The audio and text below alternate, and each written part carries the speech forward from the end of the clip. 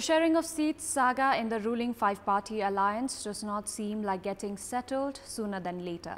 The task force deadline to submit a report on seat allocation had ended last Tuesday. The recent development strongly suggests that the issue of sharing of seats is getting all the more complicated. Good morning, I'm Chitrakar and these are the headlines of the hour. The Election Commission outlines an initial budget of around 13 billion rupees for the November 20th provincial and parliamentary polls. Human Resources sees the highest 6.77 billion rupees. The meeting of the top brass of the ruling coalition directs the task force formed to decide on seat allocation to have a consensus call, seat division getting complicated.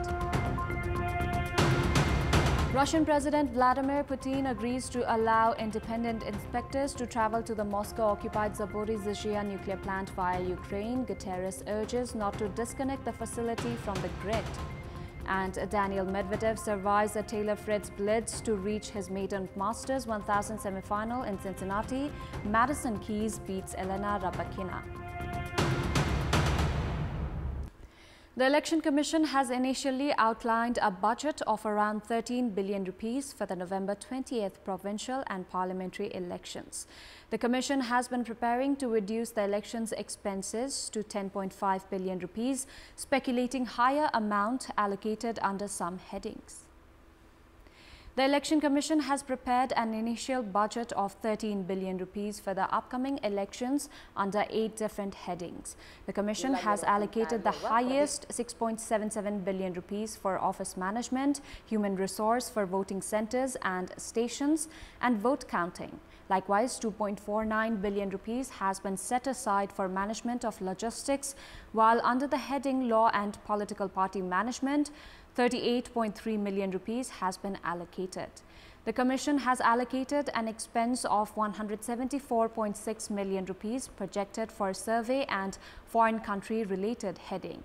As per the initial projection, voters name list and functioning heading has been allocated 763.7 million, while information technology heading has been allocated 940.8 million rupees.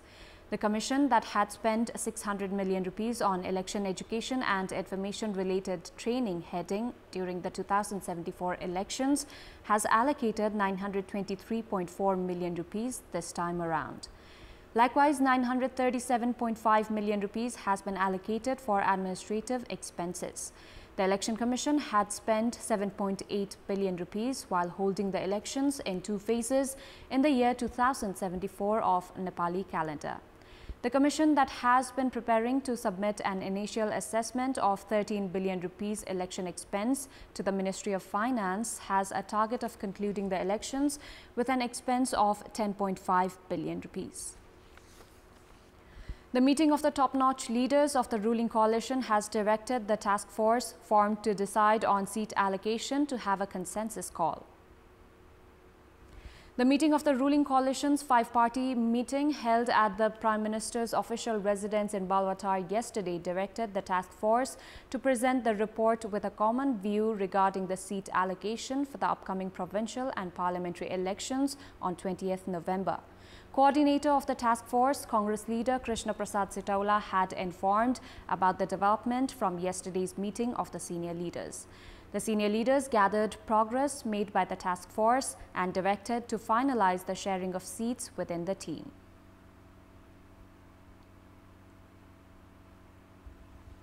The Ministry of Land Management, Cooperative and Poverty Alleviation has corresponded with all the local governments to classify agricultural and non-agricultural land into categories within 4 months.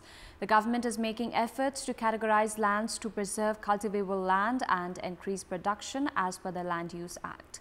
Meanwhile, experts in the field opine that the move will increase the risk of shrinking cultivable land.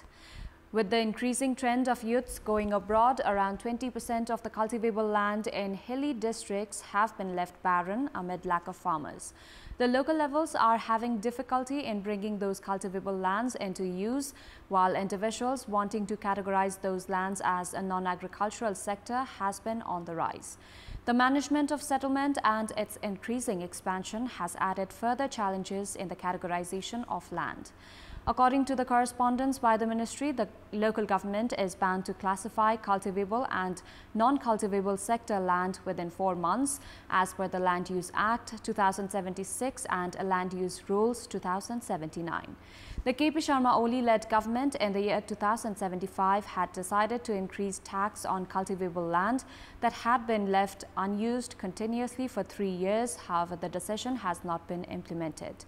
The ministry has now directed to classify lands based on the land use map of Survey Department and its inscription. It allows land division and construction of housing or industrial area only in non-cultivable land, while cultivable lands will be allowed to be used only for agriculture.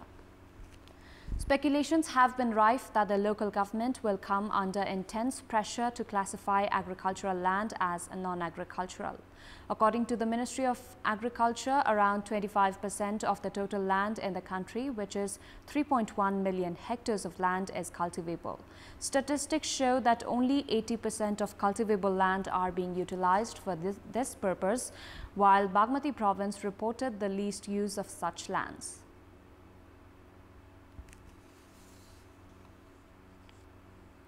In our Public Voice segment, we had asked in several provinces regarding measures to increase use of cultivable land. Let's take a look at what they had to say. Public Voice. मद्दत गर्ने मान्छे हुनु पर्यो के season अनुसारको बिउ फलबिउ पनि राम्रो चाहियो सिंचाइमा ध्यान दिनुपर्ने हो योग्य जमिनमा प्लटिङ गर्नु पर्दैन मलखत समयमा उपलब्ध गराउनु पर्यो खाली रहेको जग्गा जमिनलाई सदुपयोग गर्न पर्यो युवाहरूलाई कृषिमा प्रोत्साहन गर्नु पर्यो पैसै तिरे पनि मल बेलामा बिउ राम्रो पाइयो किसानले भन्दै जग्गा मेहनती किसानको हातमा हुनुपर्छ बिना पानी त केही पनि हुँदैन सिंचाइको आवश्यकता छ मान्छेहरू गाउँ छोडेर शहरतिर लागेको छ शहरतिर लागेपछि अब खेतीयोग्य जमिनहरू पुरै बाँझो छ कृषि व्यवसायमा ध्यान दिएर मात्रै नि भएन किन भन्दा सरकारले सबभन्दा ठुलो कुरो मल दिनु पर्यो टाइममा के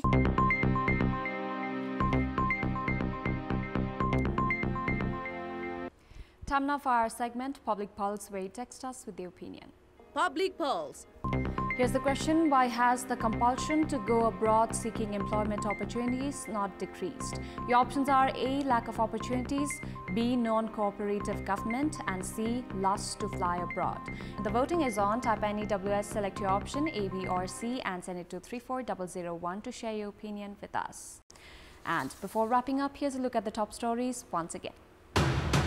The Election Commission outlines an initial budget of around 13 billion rupees for the November 20th provincial and parliamentary polls. Human Resources sees the highest 6.77 billion rupees. The meeting of the top brass of the ruling coalition directs the task force formed to decide on seat allocation to have a consensus call, seat division getting complicated. Russian President Vladimir Putin agrees to allow independent inspectors to travel to the Moscow-occupied Zaporizhzhia nuclear plant via Ukraine. Guterres urges not to disconnect the facility from the grid. And Daniel Medvedev survives a Taylor Fritz blitz to reach his maiden Masters 1000 semi-final in Cincinnati. Madison Keys beats Elena Rybakina. That's all for the moment. Thank you for watching. Have a great day.